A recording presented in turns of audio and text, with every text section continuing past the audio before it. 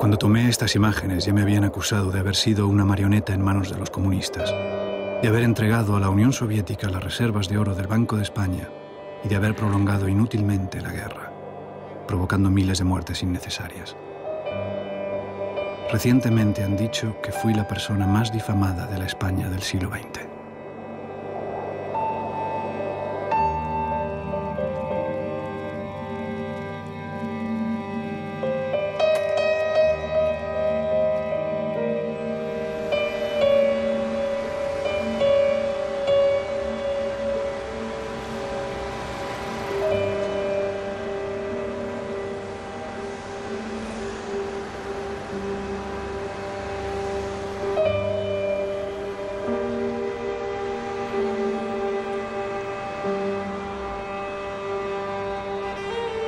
Es la casa de los recuerdos, del presente, del futuro. Mi abuelo, mi padre, yo, mis hijas, 4 generaciones.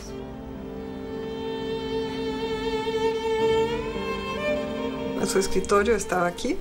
La mesa estaba siempre llena de papeles, tenía su máquina. Cuando había libros que le podían interesar, las librerías le llamaban de Londres, Nueva York. Él venía todos los días a trabajar aquí y hacía sus siestas sobre este sillón. Y tenía cámaras, le gustaba tomar películas, le gustaba ver si los colores eran buenos, si mejoraban con el tiempo.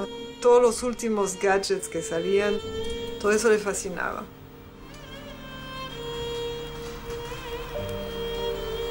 Él casi no sale porque él es el director.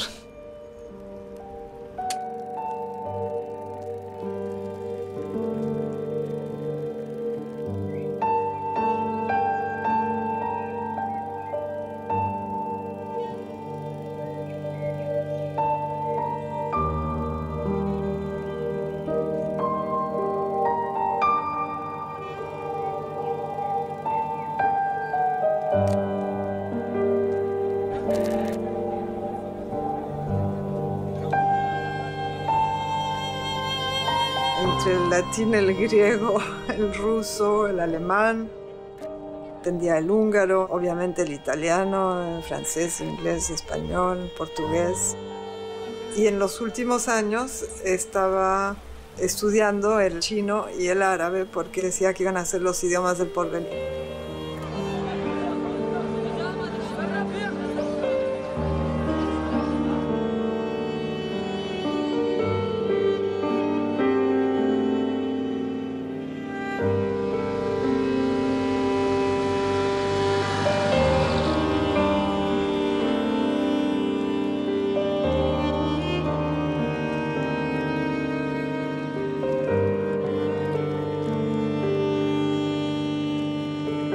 A veces hablábamos, por ejemplo, de dónde somos, preguntas, ¿no? ¿Por qué nacieron allá? Porque una abuela rusa, una madre americana, un padre español ya naturalizado mexicano y viviendo en Francia y con casa en Inglaterra. En fin, hacía falta esclarecer las cosas.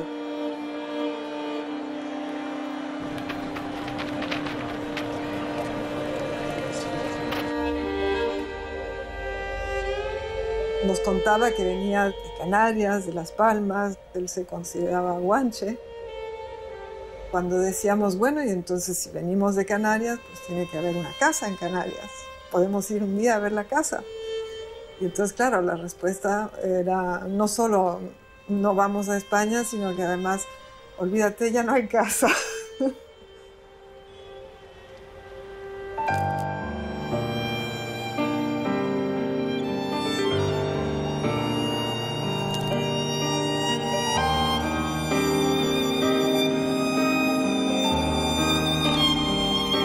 Yo me imagino que mi abuelo tuvo una niñez muy feliz, muy protegido, rodeado por el ambiente muy católico de la familia de su madre. Mi madre era una terrateniente y el padre luego también fue agrandando las tierras que tenían. Su hermano era sacerdote Y su hermana, muy invadida por la religión, podía haber sido monja, pero no lo fue.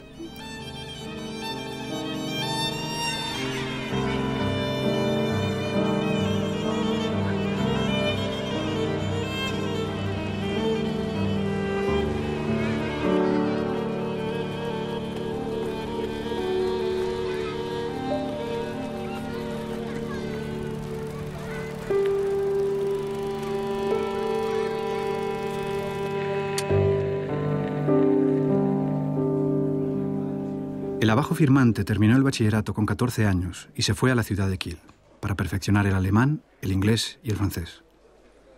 A los 15 años empezó allí la carrera de medicina y al año siguiente se trasladó a la Universidad de Leipzig, donde se doctoró a la edad de 20 años. Dedicado casi desde el principio de su carrera al estudio especial de la fisiología, obtuvo, finalizado el doctorado, una plaza de asistente numerario en el Instituto de Fisiología de aquella universidad. Además de medicina, el solicitante ha cursado la carrera de química. En la misma universidad también realizó algunos estudios de ciencias económicas.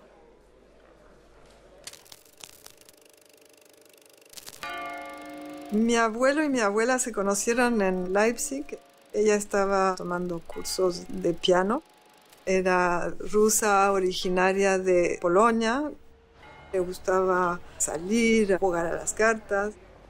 A él le gustaba mucho más leer, trabajar, estudiar la política.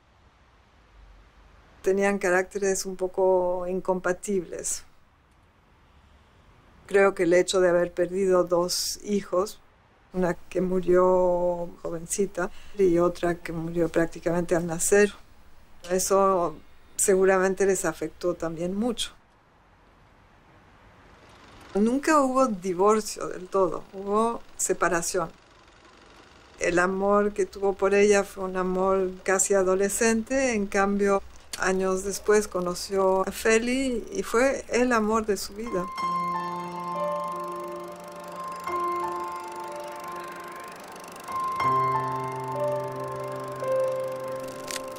Su madre nunca conoció a Feli, sus hermanos tampoco conocieron a Feli. Eran muy conservadores y nunca quisieron.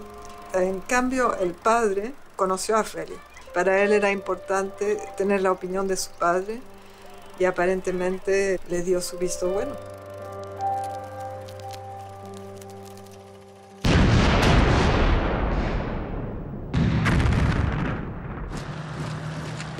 Dadas las dificultades que existen hoy en Alemania para la investigación, el que suscribe solicita ayuda para trasladarse a los Estados Unidos a trabajar en el laboratorio de fisiología del Rockefeller Institute y en el laboratorio de la Cromwell University.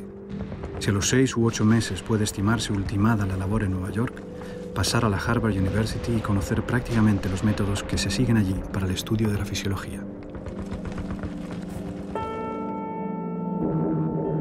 Su idea era hacer investigación en Estados Unidos y en vez de eso le dijeron que se quedara en Madrid.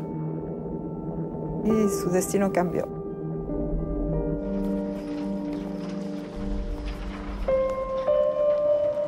A propuesta de Santiago Ramón y Cajal, se acordó invitar a Juan Negrín para que venga en el próximo curso y se ponga al frente del laboratorio que se organiza en la residencia de estudiantes para iniciar investigaciones de fisiología y preparar a los jóvenes que hayan de salir al extranjero.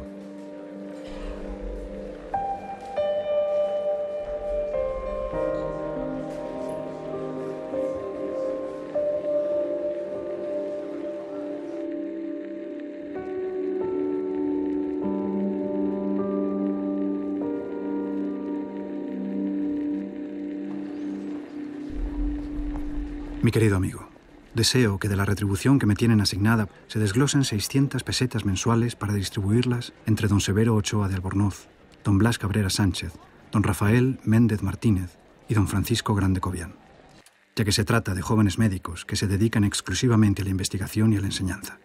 Atentamente, Negrín.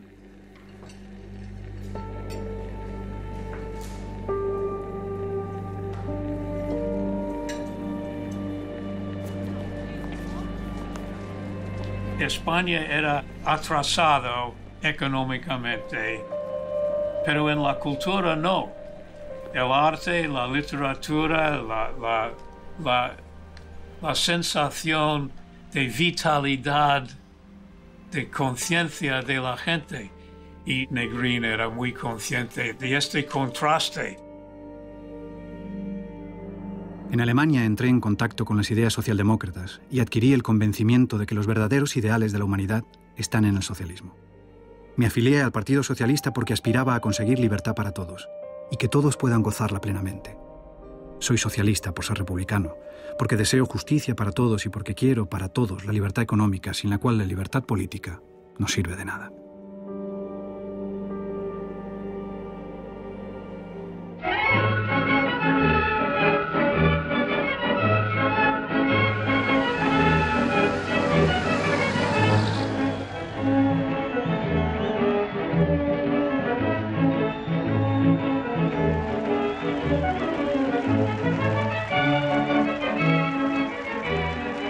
Negrín se ha hecho socialista con la idea que era el solo partido con las personas y las ideas necesarias para modernizar a España.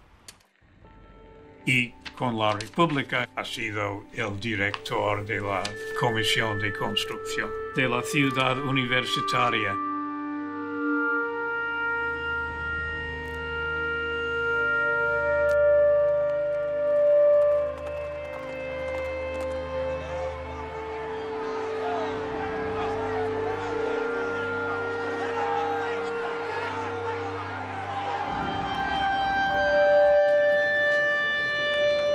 Entre 33 y 36 hay tres facciones del Partido Socialista.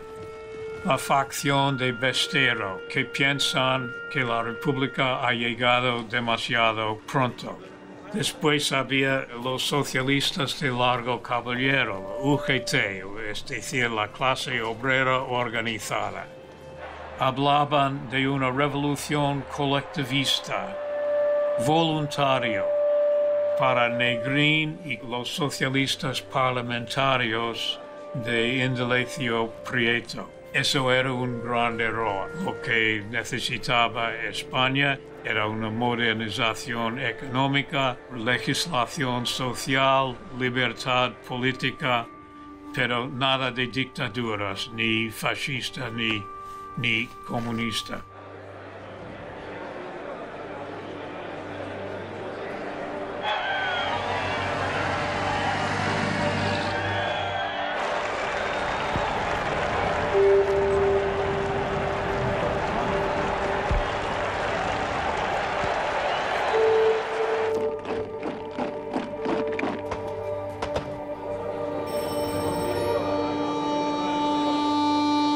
Esta tarde se ha sublevado una guarnición del Protectorado de Marruecos. El fracaso de la intentona está garantizado. El gobierno es dueño de la situación. Dentro de poco, todo habrá terminado.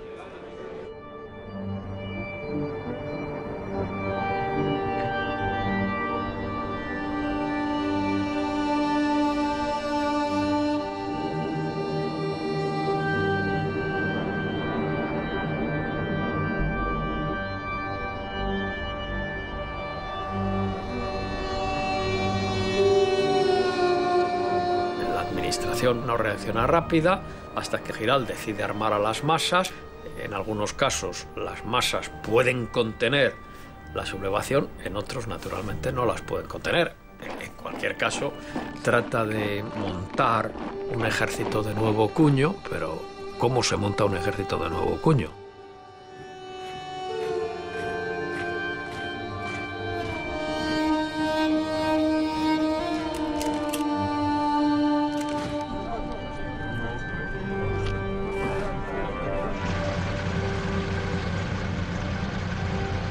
De mis amigos personales, el más activo en aquellos días era el doctor Negrín. Con su ánimo valeroso y su desprecio total de las categorías y apariencias, iba y venía de su laboratorio a los frentes de la sierra, muchas veces en el primer camión de milicianos que encontraba. Parecía un prisionero en medio del bosque de fusiles de aquellos improvisados soldados.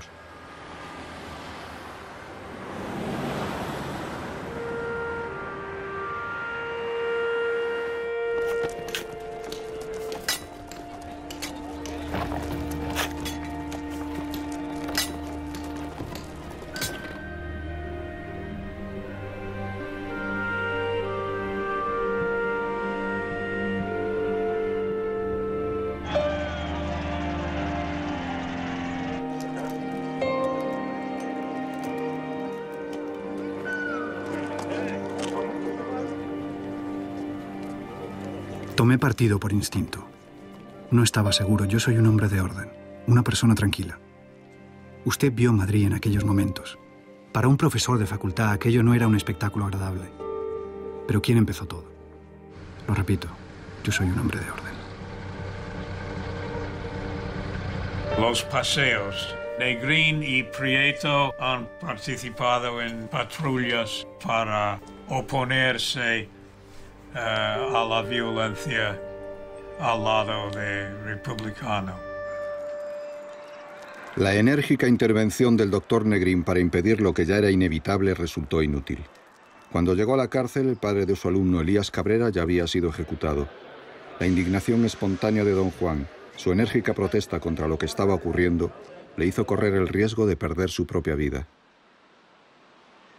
Cuando se produce el golpe, el padre de mi abuelo estaba en Las Palmas. Preguntó por qué me arrestan, porque él era de derechas. Y le dijeron por culpa de su hijo. Él preguntó cuál de los dos. Y el resto de la familia estaban en visita en Madrid. Por eso pudieron salir e irse a Francia. El hijo mayor era guardaespaldas de mi abuelo, y al mismo tiempo seguía haciendo sus estudios de medicina y ejerciendo. Mi padre decidió ser piloto, era aventurero. El más joven salió de España con su madre a Suiza y de ahí a Estados Unidos. Los proletarios salvarán, los proletarios salvarán su casa y su mujer, sus hijos y su pan. Luchar, luchar, luchar, suenen la voz de los Los obreros socialistas, los anarcosindicalistas y los comunistas han derrotado la rebelión en 2/3 de España. Alemania, Italia y Portugal en una semana han decidido enviar tropas, artillería, aviación, submarinos, abiertamente. Aun cuando han firmado como miembros del Comité de No Intervención, son abiertamente enviando cosas a Franco.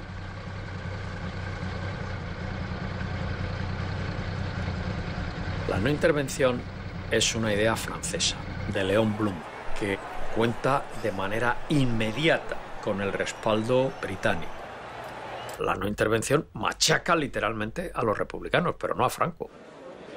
El gobierno Giral trata de conseguir ayuda del exterior, armas que comprar en el extranjero, y además hay una gran disgregación, hay una efervescencia de las masas populares, sobre todo de los anarquistas. Los anarquistas por primera vez tienen armas. Y al final el gobierno Giral tiene que dejar paso a un gobierno largo caballero, en donde entran los socialistas, están los republicanos, entran por primera vez los comunistas, y si no entran los anarquistas es porque no quieren. Tardarán 2 meses en entrar.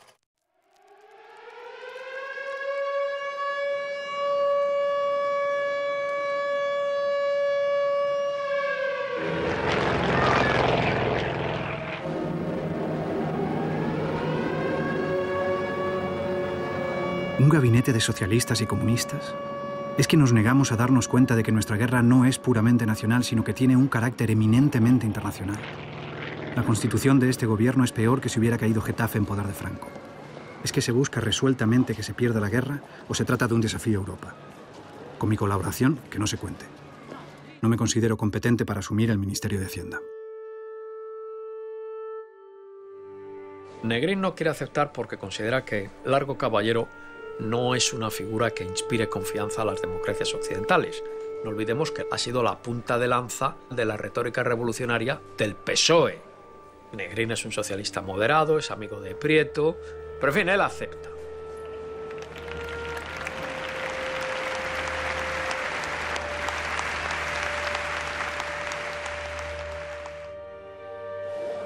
Estoy aquí porque nunca cometeré un acto de deserción, y menos frente al enemigo.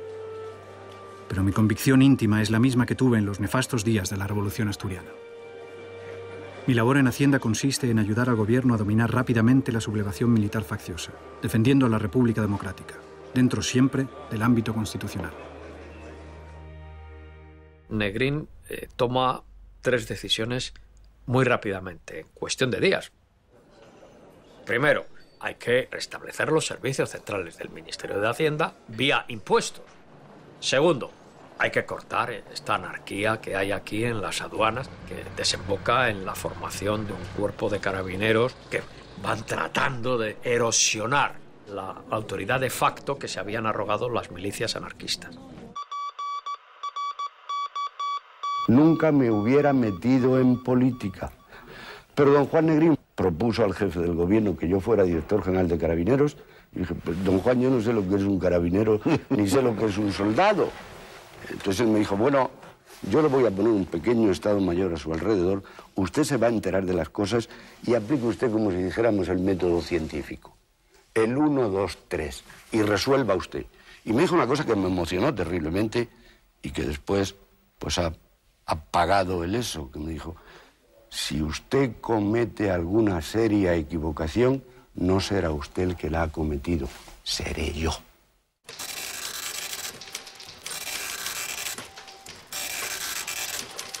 Y en tercer lugar, hay que ver esto del oro.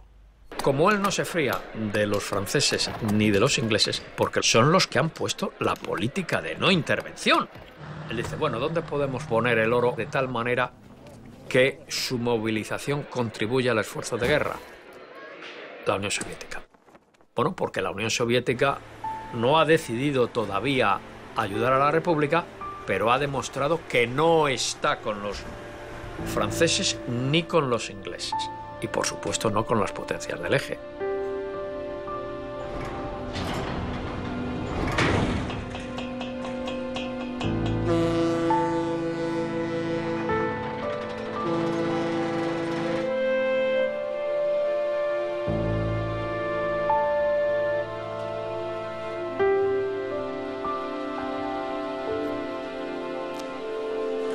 La idea de situar fondos en Rusia fue mía, exclusivamente mía, y no hubo presión o indicación por parte de nadie, ni mucho menos de los rusos.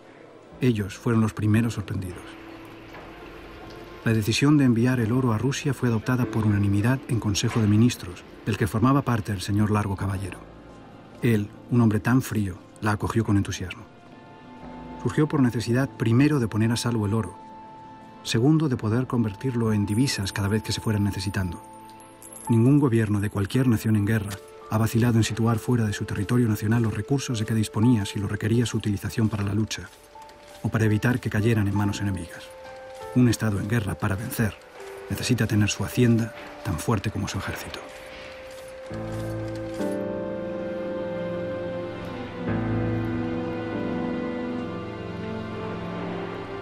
La URSS está considerando una ayuda a la República.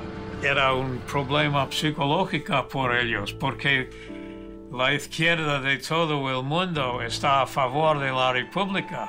¿Y qué hace el centro del socialismo mundial?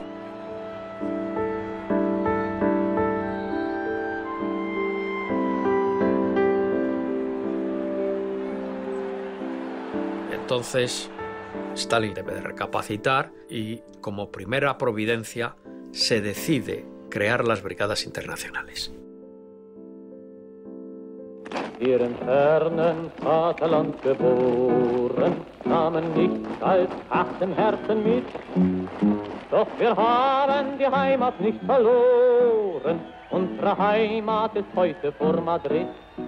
Pero la República no necesita hombres. Lo que la República necesita es tanques y aviones y piezas de artillería de gran calibre. Spaniens Brüder stehen auf der Barrikade, unsere Brüder sind Bauern. Cuando Negrín ha comenzado bien en Hacienda, en Moscú hacen la decisión de ayudar militarmente a la República si la Comité de No Intervención no hace nada de parar la ayuda fascista a Franco. Esta es la prueba. Armas extranjeras cogidas en Guadalajara. cuando nuestro ejército era deficiente todavía. Y ahora que poseemos un ejército glorioso, capacitado y tenaz, venceremos. Todos junto al gobierno, en los frentes y en la retaguardia, a por la victoria.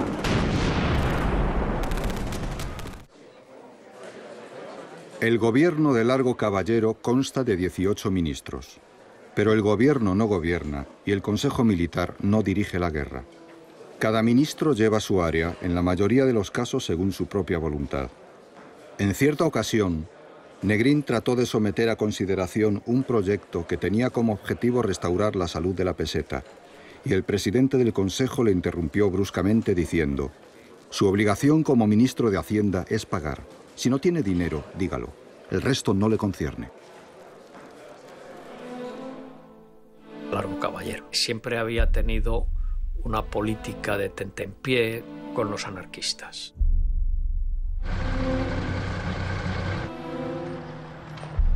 Para los anarquistas y los pumistas había que seguir con las alegrías de la revolución.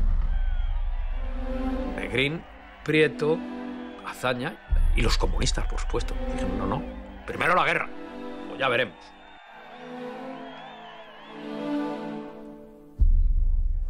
Me decidí a encargarle el gobierno a Negrín. Me dijo que había otras personas con mayor relieve. No le dejé continuar. Los altibajos del humor de Prieto, sus repentes, podían ser un inconveniente. Me parecía más útil aprovechar en la presidencia la tranquila energía de Negrín. Lo asumió como un servicio de guerra. Parece hombre enérgico, resuelto y en ciertos aspectos audaz. Afirma que la guerra durará mucho todavía, otro año, y que se prepara para ello. Su equipo fue recibido con general satisfacción. La gente ha hecho ¡uf! Y ha respirado.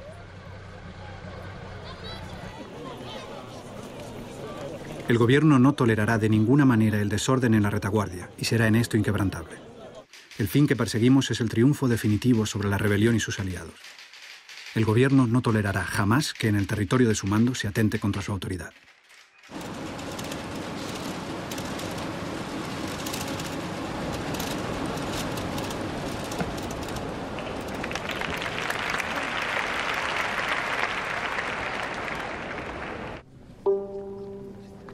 Prieto quiere recortar la presencia del Partido Comunista en el Ejército Popular. Y esto no es fácil, porque el Partido Comunista constituye la parte fundamental del comisariado de guerra. Sobre la versión de que el régimen futuro de España sea comunista, solo me interesa decir que España será el día de mañana lo que la voluntad libre y soberana del pueblo decida. Pero no creo posible un desplazamiento fundamental del régimen y que pueda hacerse por otra vía que la democrática.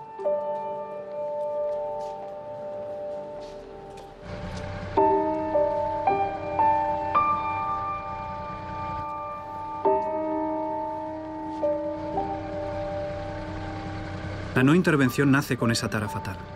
Sus nobles promotores agravan la intervención ya consumada de Alemania e Italia con otra forma de intervención que consiste en atar de pies y manos al gobierno español, impidiéndole proveerse libremente de los medios de guerra necesarios para reducir la rebelión y vencerla. Aunque me vea aparentando optimismo, no creo que saquemos nada práctico de esta reunión. Alemania, Italia y Portugal seguirán ayudando descaradamente a Franco, y la República durará lo que quieran los rusos que duremos. Del armamento que ellos nos mandan depende nuestra defensa. Únicamente si el enfrentamiento inevitable de Alemania con Rusia y las potencias occidentales se produjese ahora, tendríamos posibilidades de vencer. Si esto no ocurre, solo nos queda luchar hasta poder conseguir una paz honrosa.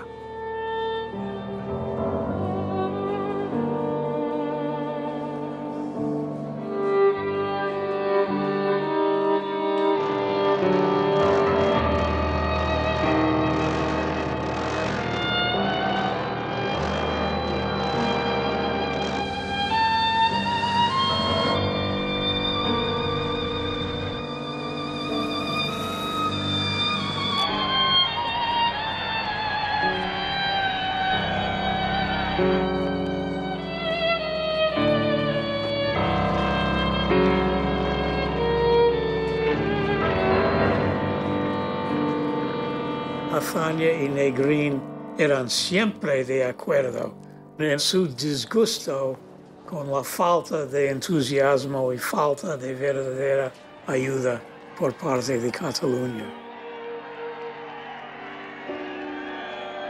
La decisión de trasladar al gobierno a Barcelona la toma Negrín. Quiere cortar por lo sano las tendencias separatistas que advierten Cataluña. Mientras yo dirija la política, el Estatuto de Cataluña no será suspendido. No, nada de eso. El Estatuto de Cataluña tiene un marco y dentro de él deberá moverse el gobierno. Toda extralimitación le está terminantemente prohibida. Cada poder en su esfera, de acuerdo con la Constitución.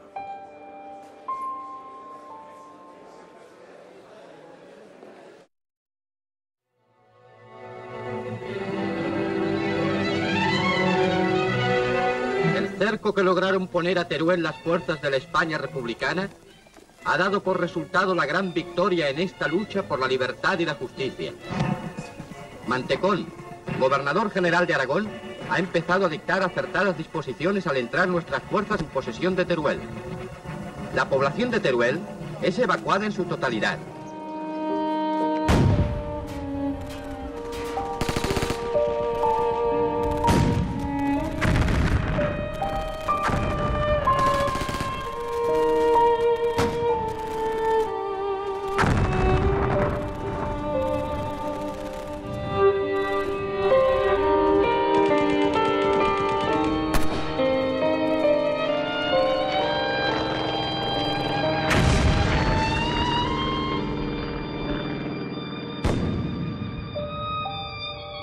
Después de la batalla de Teruel, Prieto piensa que la guerra prácticamente está perdida.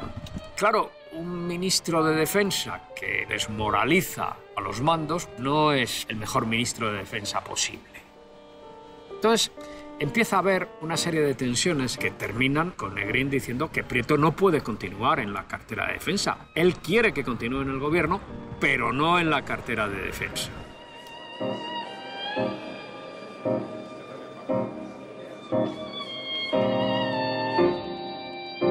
Yo no veo que otra posición pueda adoptarse que la de resistir hasta donde sea posible, dando al tiempo y a las complicaciones de la retaguardia enemiga y de las relaciones internacionales todo el margen que sea posible para que se produzcan sucesos que permitan la victoria de la democracia republicana.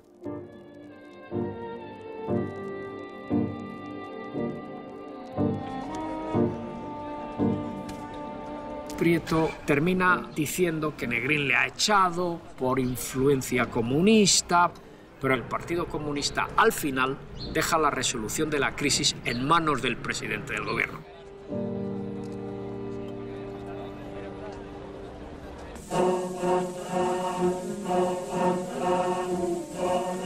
Excelentísimo señor presidente del Consejo, doctor Negrín, ha dicho: cada día de resistencia es un día de ganancia para España. Las seguridades que el gobierno ofreció a los combatientes en orden al material no son vanas. Si resistimos, obtendremos la anhelada victoria. Resistir.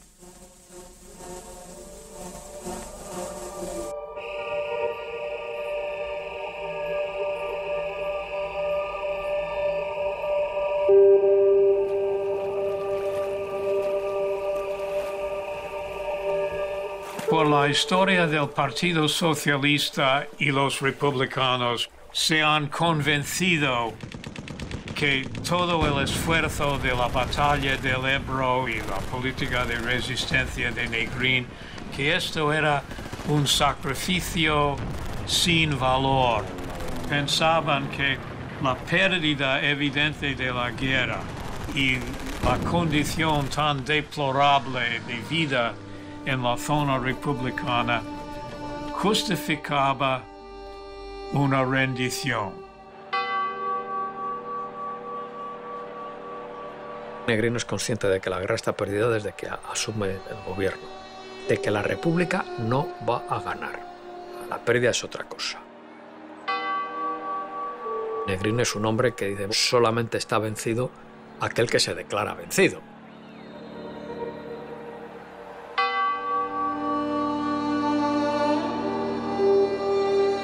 Resistir era y sigue siendo hoy día abrir paso a la victoria. Olvidamos cuáles son los métodos de persecución y exterminio del nazismo y del fascio. España no es un peñón aislado en el mundo. Cada día de resistencia es una batalla que internacionalmente podemos apuntar a nuestra causa. Podrán dar por estéril tanta miseria y tanto dolor y dejar que el sádico espíritu de venganza que anima a nuestros enemigos se cebe en una masa inerme e indefensa. Si no fuera así, ni un segundo más de guerra, ni una gota más de sangre.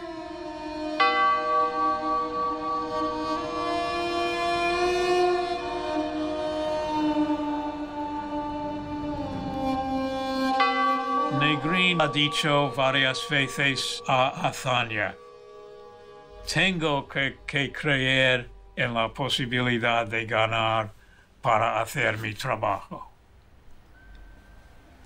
Y es otra vez.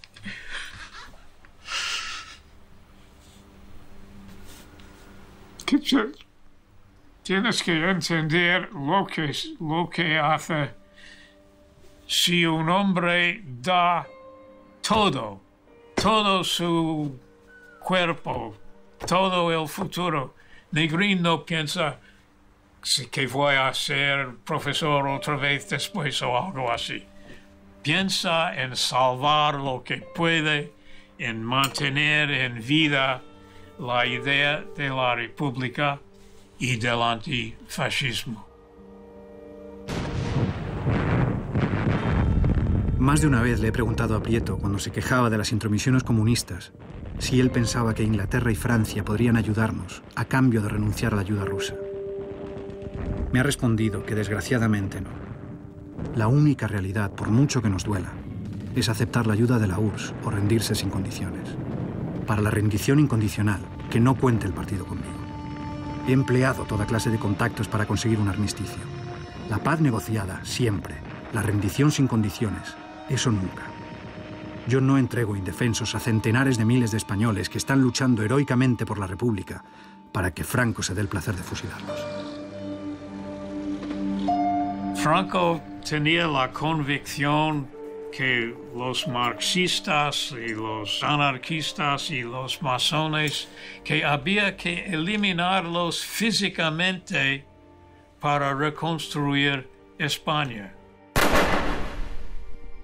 Yo no creo que una firma de una rendición condicional hubiera salvado la gran población de izquierda.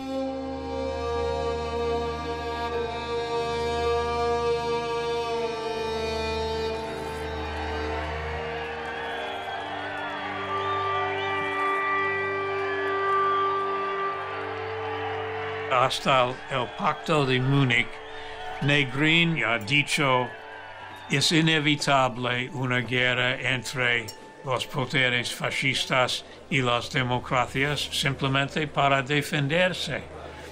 Pero no ha sido así.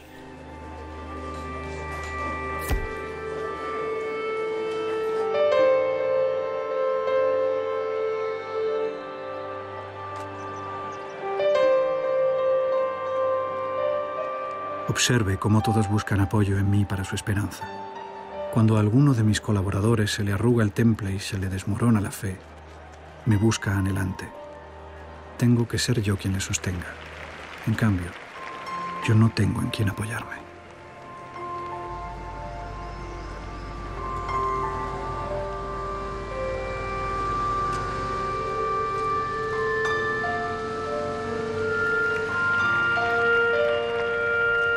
Las relaciones al principio son excelentes. No olvidemos que es Azaña el que le pone de presidente del gobierno, pero se van deteriorando. Luego, todo esto se va acentuando cuando Azaña despliega una diplomacia paralela con los ingleses a espaldas del gobierno. Pero Negrín se entera, claro, Negrín se entera.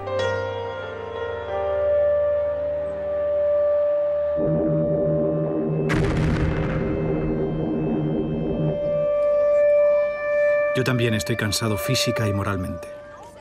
Nadie me acusará de haber parido la guerra. No digo que la haya hecho nacer Azaña, pero a él le cabe más culpa que a mí en lo que estamos sufriendo los españoles. Nada se opone a que me sustituya. ¿Qué quiere? ¿Que se acabe la guerra? Yo no deseo otra cosa. Pero no se acabará haciendo gestiones que de la misma manera que las conocemos nosotros, las conocerá Mussolini. Para comisiones de ese tipo están los agentes oficiosos, que ni siquiera los embajadores acostumbran a ser empleados en esa clase de trabajos. No forzar la dimisión de Negrín era que, de hecho, no había alternativa. Y eso se ve en las reuniones de Cortes. ¿Vienen a votar? Sí, continúan con Negrín.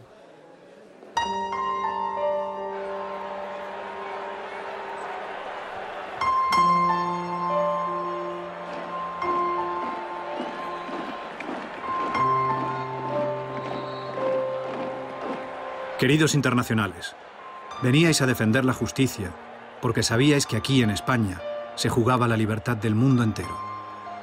Vuestra retirada es una necesidad que nos imponemos para demostrar a esa falsa no intervención que la retirada de los voluntarios no es un problema para la República, y sí para los sublevados. La República reconocerá y reconoce a los internacionales que tan bravamente han luchado con nosotros el derecho a reclamar, una vez terminada la guerra, la ciudadanía española. Con ello nos honraremos todos. Buen camino, hermanos internacionales.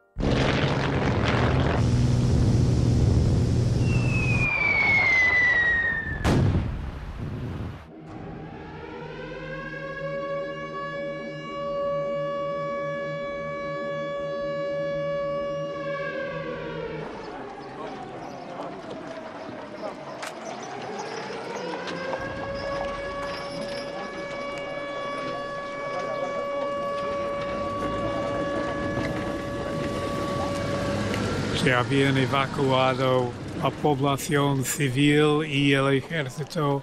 Hasta 500,000 de personas estaban ruta hacia Francia.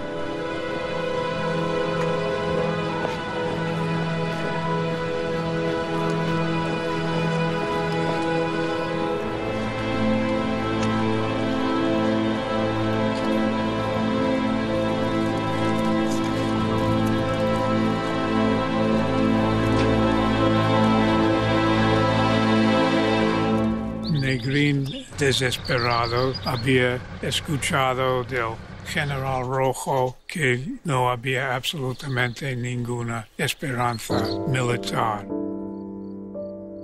En el paso por los Pirineos, Azaña ha dicho: mi dimisión es completa. Y Negrín le ha convencido de ir a la embajada en vez de ir a su propia casa privada. Y eso ha ocurrido en esta ruta.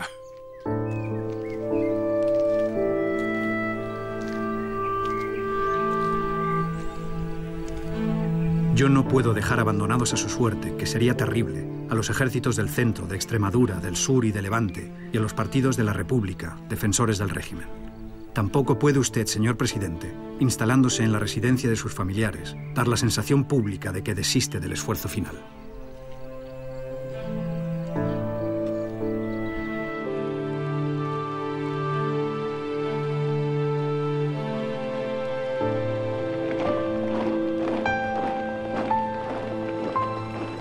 Cuando la frontera era finalmente cerrada por los franquistas, ha tomado el avión desde Toulouse a Alicante para reorganizar la resistencia.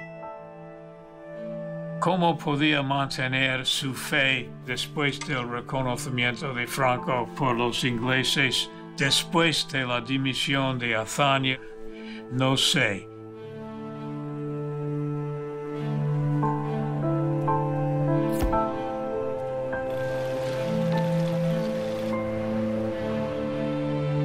Haga saber al jefe de la flota y a los insubordinados que su actitud, en los instantes en que 1 millón de soldados y civiles tienen puesta su confianza y esperanza en la flota, es perjudicial y perturba las gestiones que hace el gobierno para lograr una paz sin venganzas y una evacuación.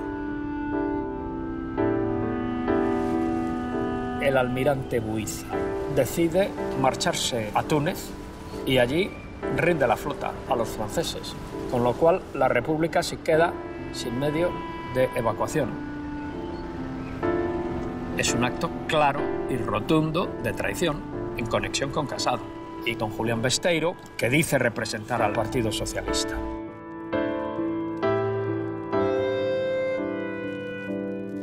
El gobierno se dirige a la Junta constituida en Madrid y le propone designe una o más personas que puedan amistosa y patrióticamente zanjar las diferencias. Le interesa al gobierno porque le interesa a España que toda eventual transferencia de poderes se haga de una manera normal y constitucional. Le saluda Negrín.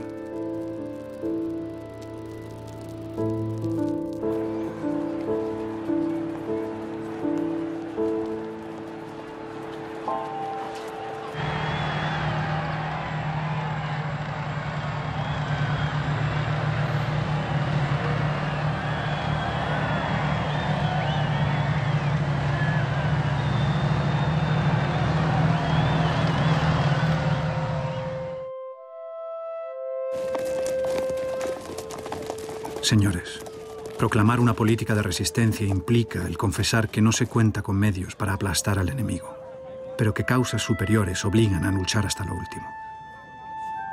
Quien se entrega a la merced de un enemigo sin compasión ni espíritu de clemencia, ya sabe siempre que está perdido. Y nosotros no estábamos obligados a entregarnos. Aún podíamos resistir y aguantar. Era obligación y necesidad el quedarse allí para salvar a los que ahora van a pasar a los campos de concentración o van a ser asesinados. En el día de hoy, cautivo y desarmado el Ejército Rojo, han alcanzado las tropas nacionales sus últimos objetivos militares. La guerra ha terminado. Burgos, 1 de abril de 1939, año de la victoria. El generalísimo Franco.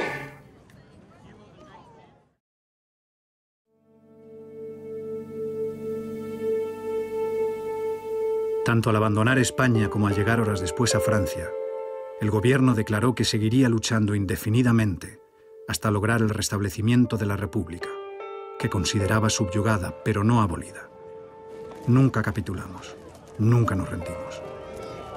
La guerra mundial sería una oportunidad para los republicanos españoles, pero espero y deseo que esa catástrofe sea evitada. Pase lo que pase, los republicanos que se encuentran en Francia han de considerar la lucha, caso de que haya guerra, como si fuera por la propia causa. La suerte de Francia marcará la de España.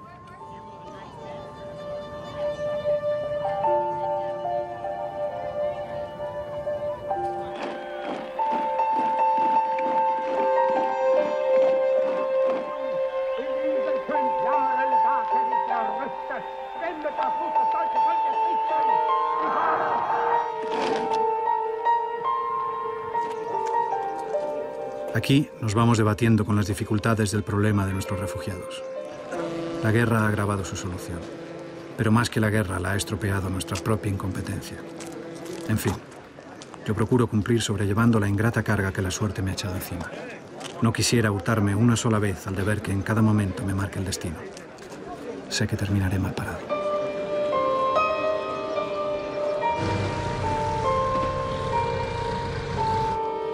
El día de la rendición de Pétain salimos para la Gran Bretaña, no en busca de refugio, pues quien lucha no se siente nunca un refugiado, sino porque queríamos simbolizar con nuestra presencia la adhesión a la causa de la que entonces era el único campeón Gran Bretaña, y la fe en ella, cuando no muchos la tenían.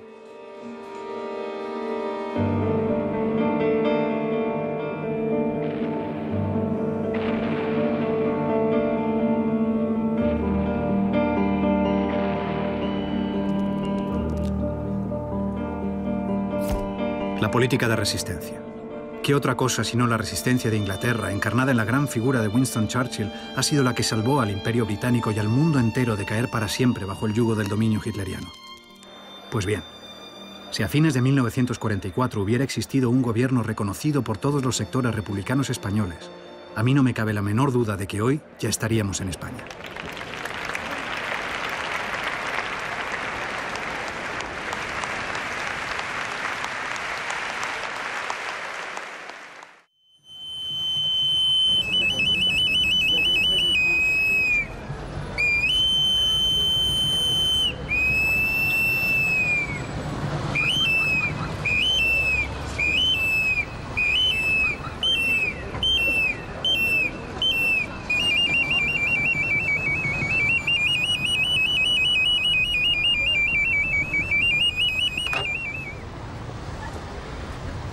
Quisiera explicar que esta mañana elaboré unas cuantas notas como ayuda a mi memoria, porque el tema de la República Española, de la emigración y hablar de mi padre me provoca mucha emoción y puedo yo trastocar las ideas y con estas notitas me puedo ayudar, si ustedes me lo permiten.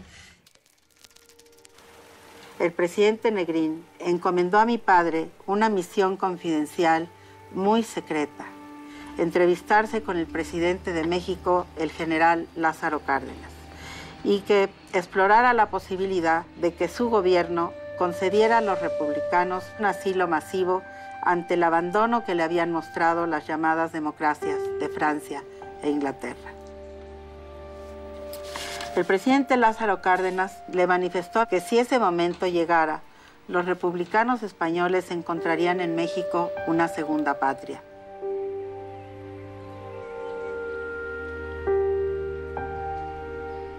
Yo siempre le he dicho a mis nietos que somos descendientes de aquellos hombres y mujeres valientes que llegaron aquí llenos de dignidad y que se integraron a este hospitalario y noble país, que debemos de recordarlo, difundirlo y agradecerlo siempre. Y envío mis felicitaciones más sinceras a mi amiga de la infancia, Carmen Negrín, por esta noble tarea, con un fuerte abrazo. Muchas gracias.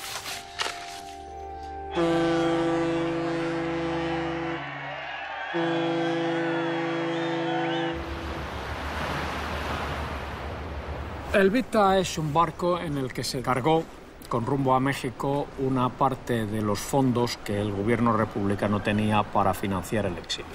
Joyas, oro, valores, una parte de la caja de reparaciones creada por Negrín, cuya misión era incautarse de la fortuna de la gente que apoyaba a los rebeldes.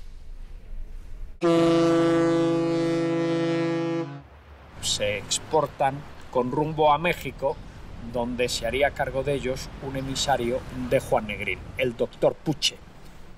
Pero resulta que cuando llega el Vita a Veracruz, pues Puche no ha llegado. Los mexicanos le piden a Prieto que se haga cargo del yate. Cuando Prieto se encuentra con los medios financieros, disputa al gobierno de Negrín el control político del exilio socialista. Ahí es donde está la madre del cordero.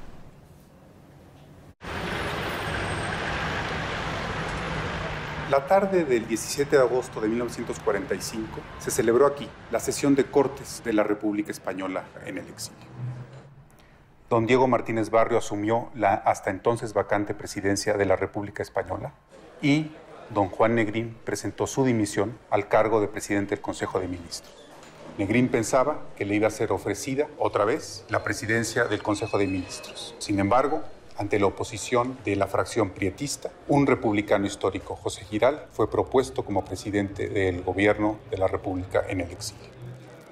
La incapacidad política del exilio español, de la política del exilio español, yo creo que fue una gran tristeza para todos ellos el darse cuenta de esta incapacidad de lograr un objetivo común ante estos intereses y esta mezquindad de muchos de los actores que estuvieron y que intervinieron en ello, que no tuvieron la grandeza para poder lograr esa unidad. Estoy totalmente de acuerdo con lo que dice mi hijo Marco. Fue una gran tristeza para mi padre.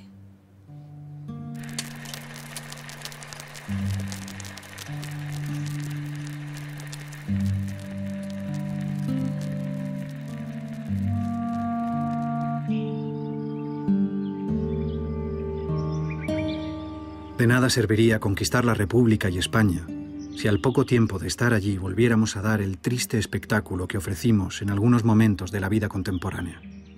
La purificación imperativa yo la espero sobre todo de la gente joven y de los jóvenes de espíritu.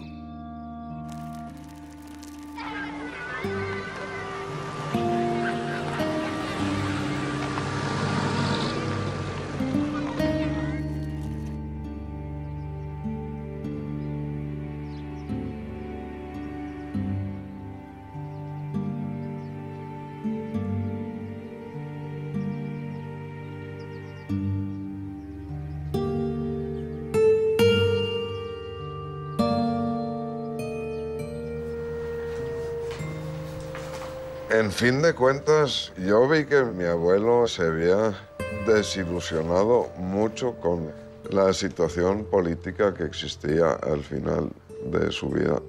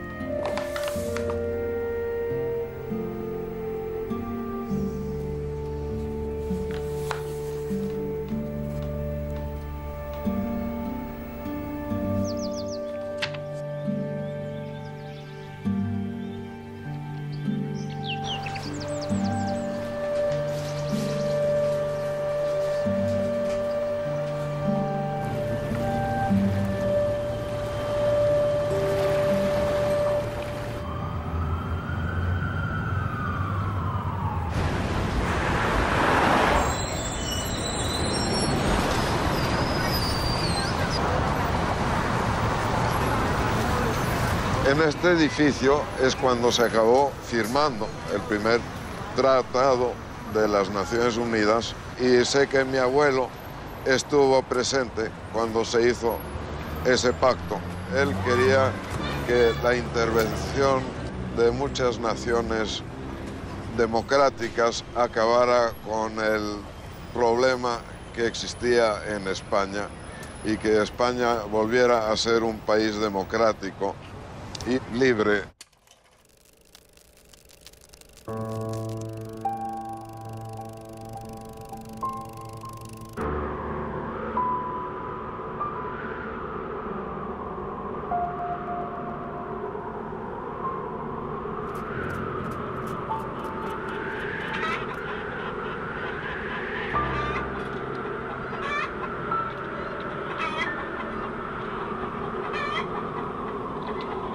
Esto es en la casa de campo que tenía mi abuelo. En Inglaterra, Juan debe tener un poco más de un año.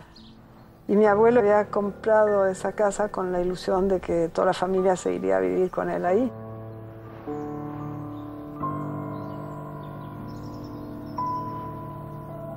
Ahí está mi madre. Ahí no se le nota que está enferma. y tampoco se le nota que está embarazada, esperándome.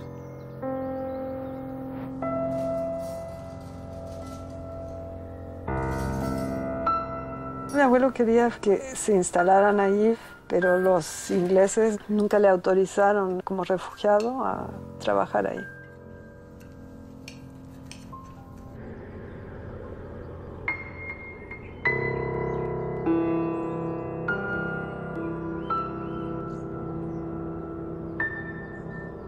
Mi padre intentó quedarse a vivir en Estados Unidos, ya casado con esposa americana. Como había estado el final de la guerra en Rusia, nunca le dieron la famosa Green Card. Y además su suegra lo denunció como comunista, lo cual no era. Lo metieron en la cárcel, estuvo unos días y se fue a vivir a México, donde nació mi hermano.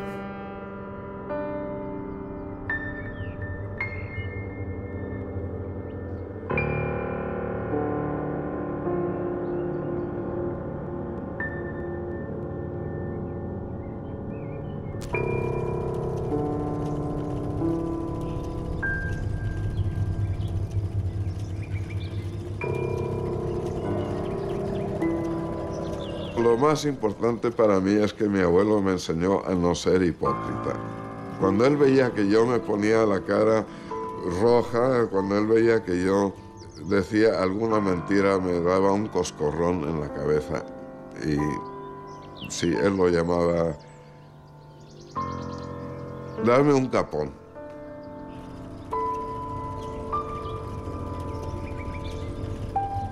Él era bastante difícil conmigo, quizás un poco más que con mi hermana. Era muy exigente conmigo.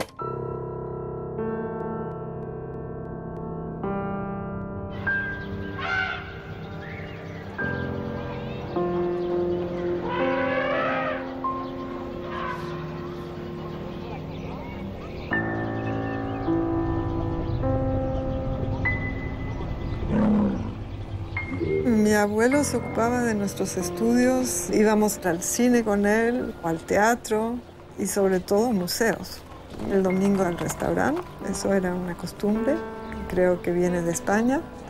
Siempre había algo que hacer y luego había que escribir siempre una carta una vez por semana a mis padres, que no siempre era fácil porque cuando la distancia se va tomando,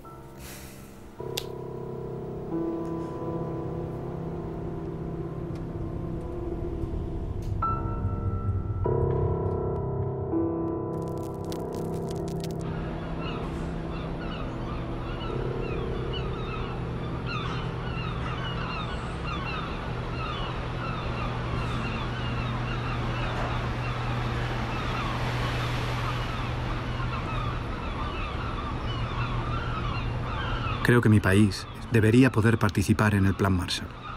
Su exclusión significaría tan solo sufrimiento para el pueblo español. Naturalmente, una mejora de la situación económica disminuye los quebraderos de cabeza de los dirigentes. Pero soñar con la restauración de la República a través del hambre y del empobrecimiento de España es un error y simples deseos viciados.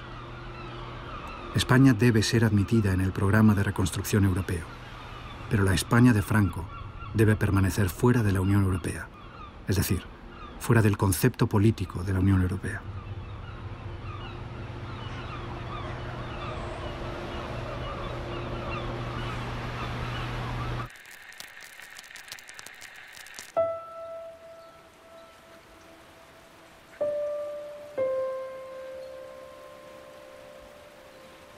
Mi familia americana consideraba que estaba mal que viviéramos con un rojo, para empezar, y en el pecado, puesto que vivía con Feli. Mi padre, no sé qué había pasado con él, pero sé que mi abuela materna no quería que yo estuviera con mi abuelo. Mi abuelo, durante un tiempo, no supieron en dónde estuvimos físicamente. Estuve en la escuela preprimaria y ahí sí pudo mi abuelo recuperarnos de las garras, sí, de mi familia materna. Sí, sí, sí.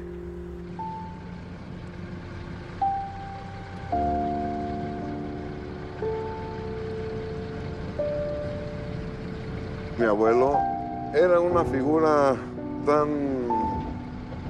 trascendental que yo no podía adaptarme a él como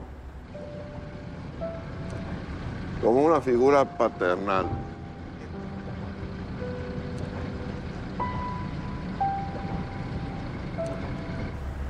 Yo estaba muy encariñado con mi madre.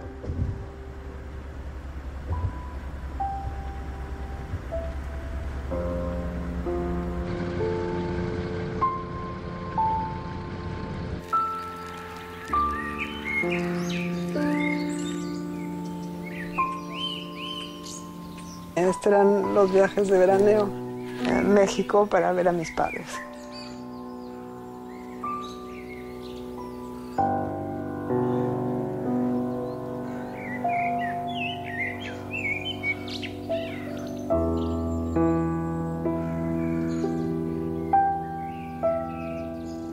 El reencuentro no era muy fácil, pero bueno.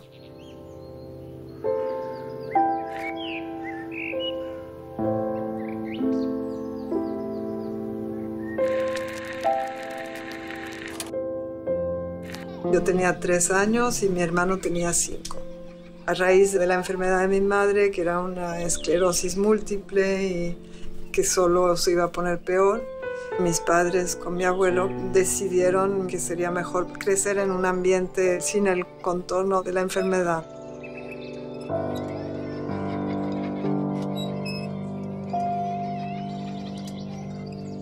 Yo tenía una vida completamente desarrollada. Yo me había formado como un niño norteamericano y para mí fue un trastorno increíble. Para Carmen no tanto.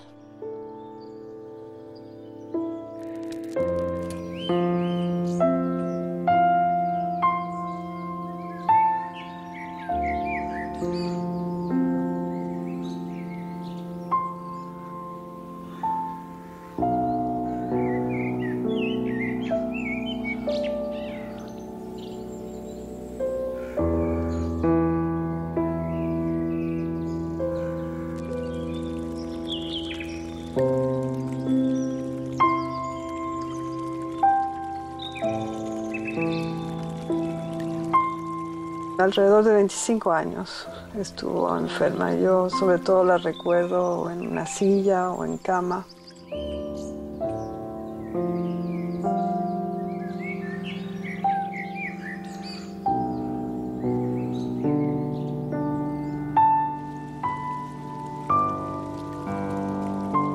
Estamos un poco más mayores, más acostumbrados a estar en Francia, con Feli, con el abuelo. Era difícil ajustarse de París a México.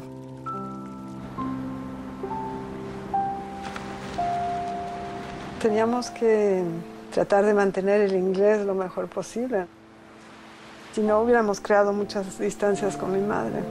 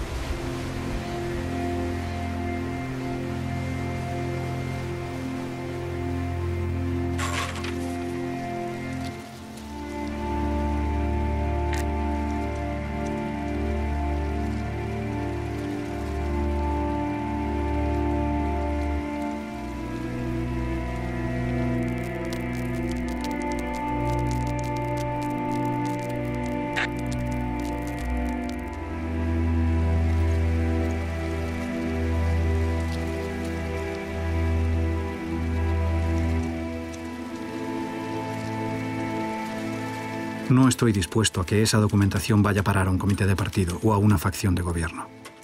Esos documentos no pueden ser patrimonio de un grupo de españoles, sino del Estado que, con más o menos derecho, represente la continuidad de nuestra patria.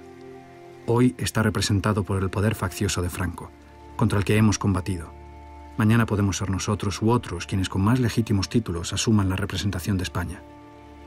Quiero quedar personalmente al margen de cualquier contacto con los representantes franquistas.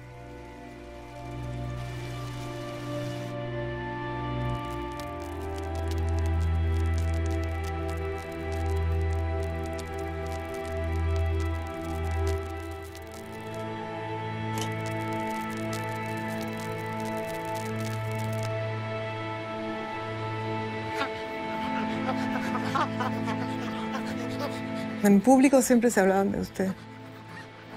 Feli era muy chiquitita, no llegaba ni a 1,50 m y él era bastante alto. Quedó huérfana a los 9 años. Le habían puesto a trabajar en un hotel en el Escorial, haciendo plancha, lavado, costura, y no había tenido ocasión de ir a la escuela. Y él fue un poco su pigmaleón. Al final hablaba inglés, francés, sin ningún problema.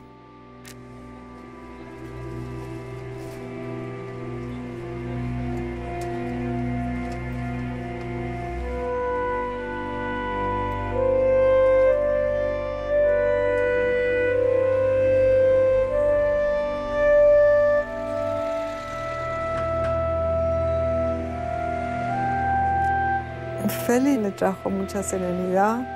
Él tenía una confianza ciega en ella. Podía darle cualquier secreto de cualquier cosa y sabía que ella podía morirse sin haber abierto la boca. Tenía otra sensibilidad, otras reacciones más cercanas al pueblo. Y él tomaba todo eso en cuenta.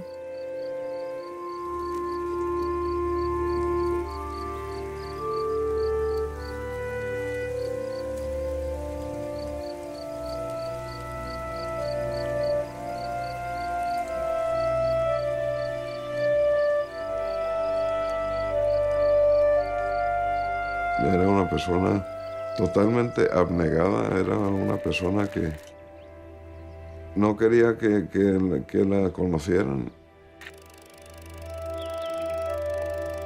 Era como mi madre.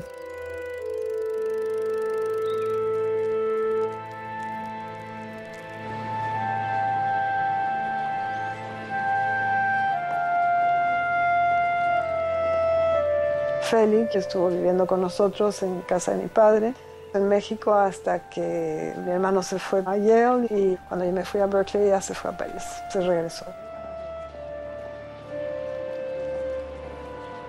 Alquiló 2/3 partes del piso y con eso nos pagó las escuelas, etc.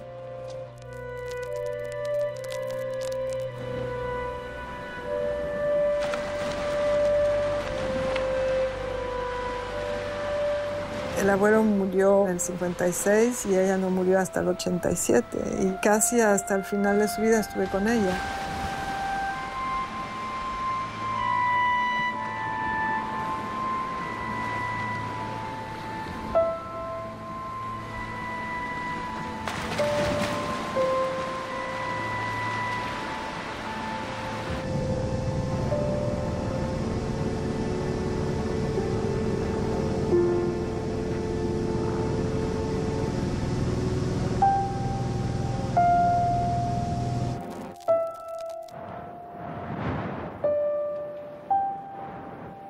En general me falla desde hace tiempo y en aceleración progresiva la capacidad para hacer el menor esfuerzo o tomar la menor decisión.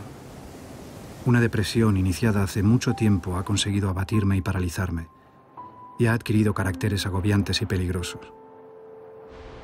La cosa data de años, sin duda, pero hasta ahora había logrado escapar a sus torturas, en parte distrayéndome y tratando de tomar la vida a la ligera. Y principalmente, esto no debo ocultároslo a vosotros, aunque no os gustará oírlo, gracias a los cuidados, los consejos y el afecto de Feli.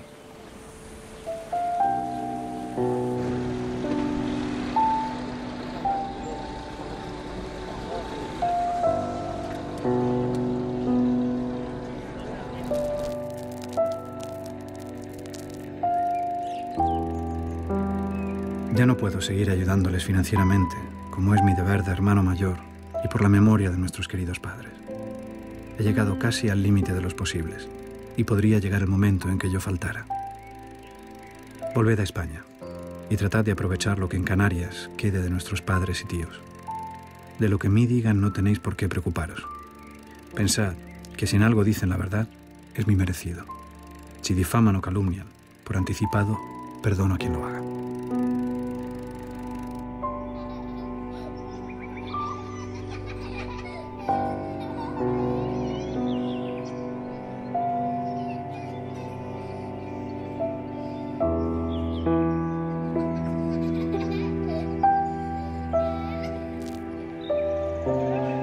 Entre refugiados en México, hijos y nietos y bisnietos de refugiados, la obsesión era que Franco iba a caer.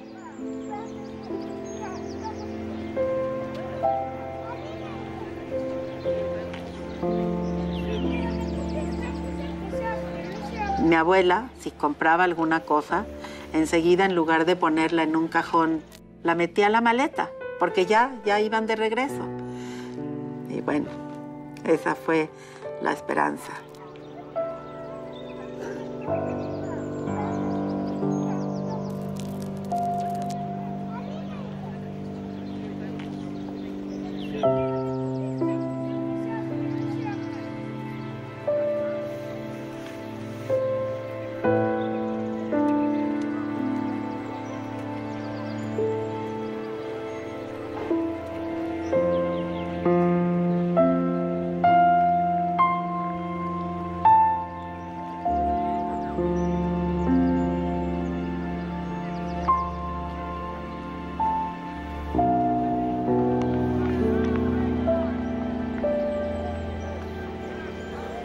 Mi abuelo yo creo que nunca se hizo esa ilusión y aún si hubiera cambiado el régimen, la herida fue tan grande que no creo que hubiera vuelto nunca.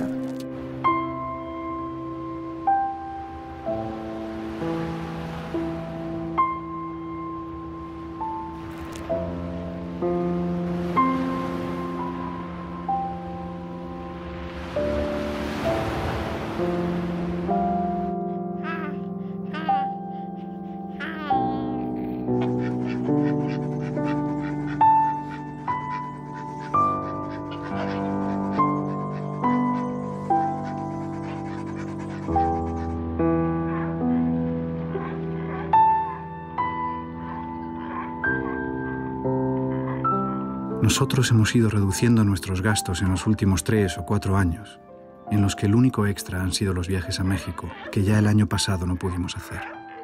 De hecho, nuestros gastos actuales son menos de la quinta parte de lo que eran hace 5 años, sin que por ello haya sufrido quebranto el bienestar y la educación de los chicos.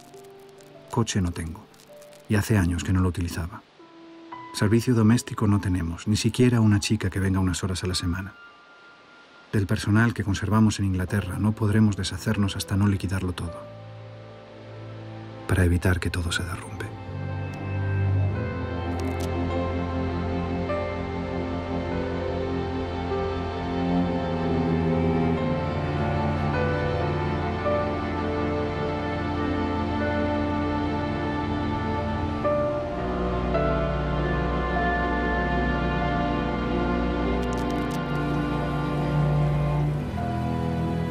Quizá he exagerado, agotándome de quinidina que he tomado de una manera constante y en ocasiones en proporciones tóxicas, y de sedativos variados, de los que no he abusado pues paso temporadas sin tomarlos durante el día y algunas noches.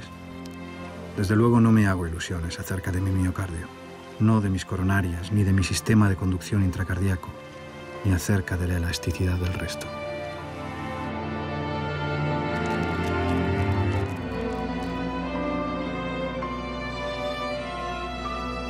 Mi hermano dice que lo afectó mucho el estar separado de su madre. Pero en fin, es corriente que los niños a veces sean educados por sus abuelos. Además, podía ocuparse a tiempo completo de nosotros. Antes tenía su laboratorio, estaba en la residencia y tenía menos tiempo. Y yo creo que para nosotros era una suerte. Fue una suerte.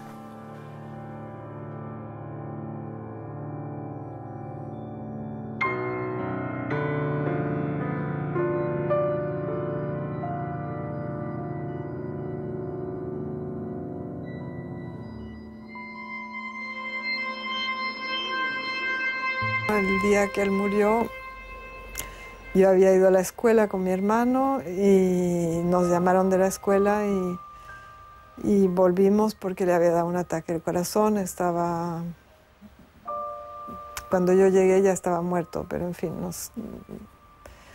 nos avisaron y vine y mi padre, que estaba aquí de casualidad, me preguntó si quería verlo. Dije que no.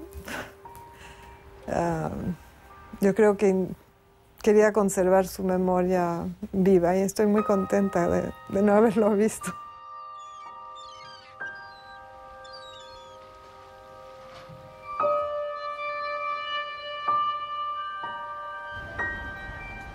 Sus restos no deberían volver a España, sería un gesto de reconciliación, pero murió en exilio y creo que sería falsificar la historia.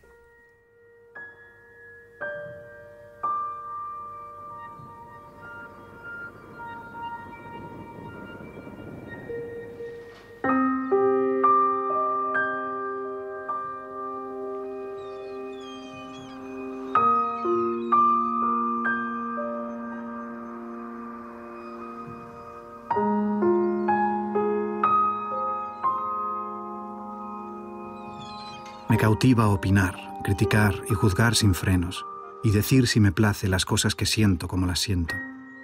Pero jamás nada ni nadie me sacará del anonimato del ciudadano Juan, del que ojalá nunca hubiera salido.